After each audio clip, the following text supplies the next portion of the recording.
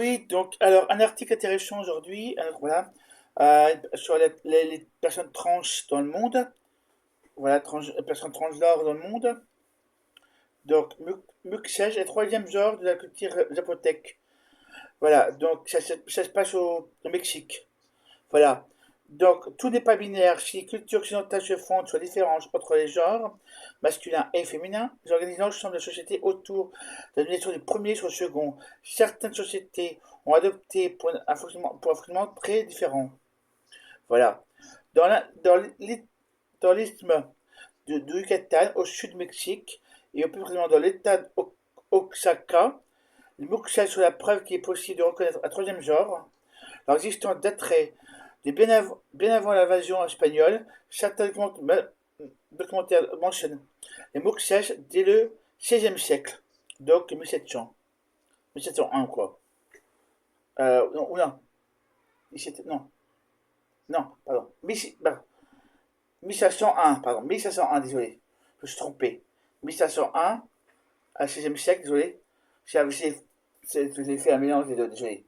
Donc 1501, ancré socialement dans les sociétés aux cultures diverses et variées, le genre est en constante évolution et les sans être revisités par les personnes qui le performent et transgressent les limites qu'on pense lui reconnaître. Voilà. À l'origine, le terme muxe, donc M-U-X-E, vient du terme espagnol murer, qui signifie femme, ou muxe est une personne assignée homme à naissance qui adopte les codes sociaux associés au genre féminin.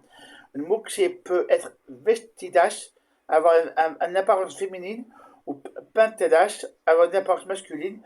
En 1970, on estime que 6% des personnes assignées hommes des isthmes de la communication zapotèque étaient muxes. Zucatán, capitale matriarcale. Zuquitan de Zaragoza est une ville du Mexique située dans l'état d'Oaxaca. Sa population est majoritairement zapotèque et continue de parler la langue de civilisation depuis près de 2000 ans. Voilà. La société y est patriarcale, ce sont les femmes qui dirigent les familles et lèguent leur nom aux enfants. Elles sont en tête du commerce et détiennent le pouvoir économique.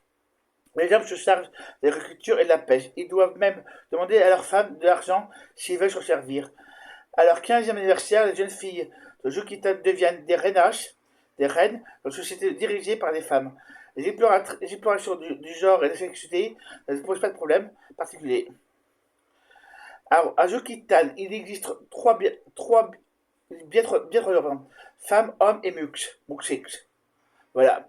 La plupart des muxés se concentrent dans les quartiers périphériques au sud de la ville de Juquitan, appelé Abariro en bas, où vit une population défavorisée composée notamment de paysans-pêcheurs, artisans, ouvriers et les familles qui se sont enrichies grâce au narcotrafic au cours de ces dernières années, explique l'anthropologue Marinella Miano Barjo. Les Muxés y habitent, gèrent les cafés, des restaurants, des petits commerces, et sont brodeurs, tailleurs, domestiques ou coiffeurs. Dans la plupart des cas, ces Muxés sont des vestidages, ajoute-t-elle. Dans les quartiers les plus riches, les Muxés exercent des professions libérales, sont stylistes, professeurs, employés ou commerçants. L'anthropologie précise qu'il n'y a pas de forme de discrimination les uns envers les autres, mais que les personnes ont la vie de famille dans plusieurs quartiers de la ville et qu'elles fréquentent et participent aux mêmes réunions. Voilà. Muxé identité LGBTQ. De nombreux points de la culture Mux rappellent les parcours de personnes transgenres, notamment parce que les Muxés connaissent au moment de la prise de conscience de leur identité qui va à l'encontre du genre qui leur est assigné à naissance. Toutefois, peu de Muxés vont jusqu'à transitionner médicaments, puisque cela n'a pas besoin pour eux. N'est pas besoin pour eux.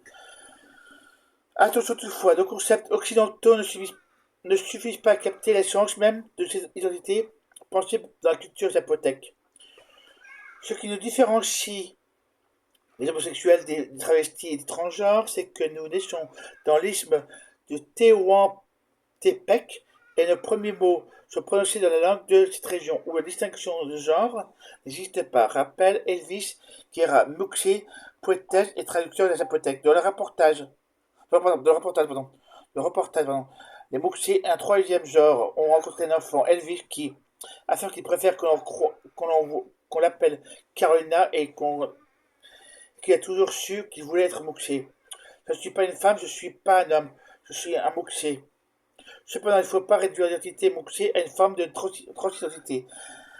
Elles sont féminines parce qu'il s'agit d'une construction au-delà du genre binaire, masculin et féminin. Ce n'est pas entre deux, mais une véritable spectre où les personnes assignées hommes à l'échange peuvent naviguer et en embrassant à la fois leur féminité et leur masculinité. S'ils ont des corps perçus comme masculins, les moxiers ont des compétences associées au féminin. Ils ont une combinaison du féminin et du masculin, ce qui les place dans une catégorie à part entière. Certains moxiers sont homosexuels et sont en relation avec des hommes, mais elles ne sont pas considérés comme des hommes gays. Traditionnellement, les moxiers étaient chargés d'initier sexuellement les hommes puisque les femmes devraient rester vierges jusqu'au mariage. Marina Miano Barujo explique cette fonction des moxiers dans la tradition des moxiers et initie les adolescents à la vie sexuelle adulte et les règles à la séduction en général.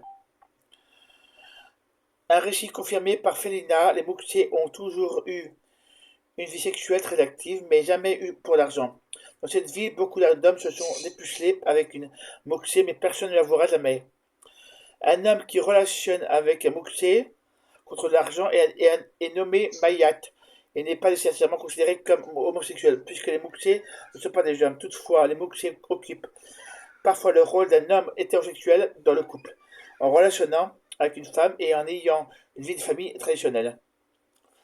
Toutefois, les moxies vestis habillés comme des femmes ne peuvent pas être en couple en somme. Contrairement aux moxies, les lesbiennes sont considérées comme déviantes, éléments non naturels. Elles n'ont pas la même visibilité ni même le statut social que les moxies, précise Marinella Miano Barujo. En bref, il n'y a pas de façon unique d'être moxie.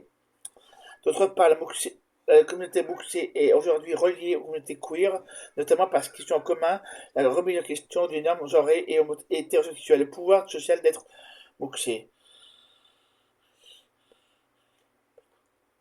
Alors voilà, les femmes étant seules, avoir l'influence d'être perdurer l'héritage n'est pas rare. Les derniers garçons à la fratrie soient incités à devenir moxiers.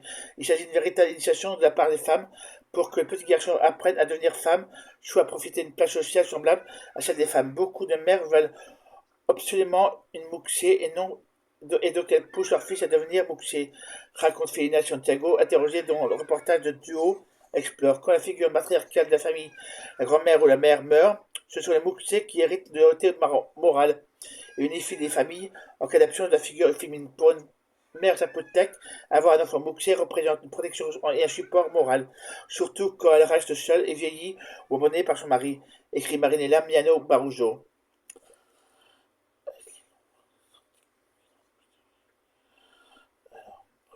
Voilà, alors donc, voilà. Donc, les garçons homosexuels sont également incités à explorer et embrasser leur féminité, voire à devenir moxiers pour occuper leur rôle social puisqu'elle offre ce statut dans cette société où ce sont les femmes qui dirigent. Les moxiers sont admises dans certains rituels et activités normalement réservées à la gente féminine. Les moxiers réalisent des tâches associées au rôle féminin. Elles sont précises prendre soin des enfants, des personnes âgées, cuisiner, décorer, broder, sont autres activités interdites aux hommes. Les moxiers peuvent entreprendre, les moxiers peuvent également travailler dans les domaines normalement réservés aux femmes. D'un point de vue éthique, les moxiers ont un rôle primordial de reproduction et d'extermination de l'identité zapothèque. Ce sont les moxiers qui conçoivent les habits traditionnels des femmes, leur parure, leur décoration, les femmes sacrées et les chars allégoriques, qui défilent dans le voilà. Les moxiers population discriminée. Aujourd'hui, je vous invite à lire le reste parce qu'il est long. L'article est très très long. Voilà. Mais je trouve que c'est intéressant. Voilà. C'est un article de Simili Queer. Voilà. Voilà. Voilà. Je vous invite à le lire. Il est très très long l'article. Donc voilà. Je vous mettrai le lien en dessous. Si vous aimez ce que je fais, abonnez-vous, likez les vidéos et puis likez les vidéos. Voilà, voilà. Bon ben, donc ça montre bien qu'il y a une personne trans ailleurs qu'en Europe. Voilà. Likez, abonnez-vous.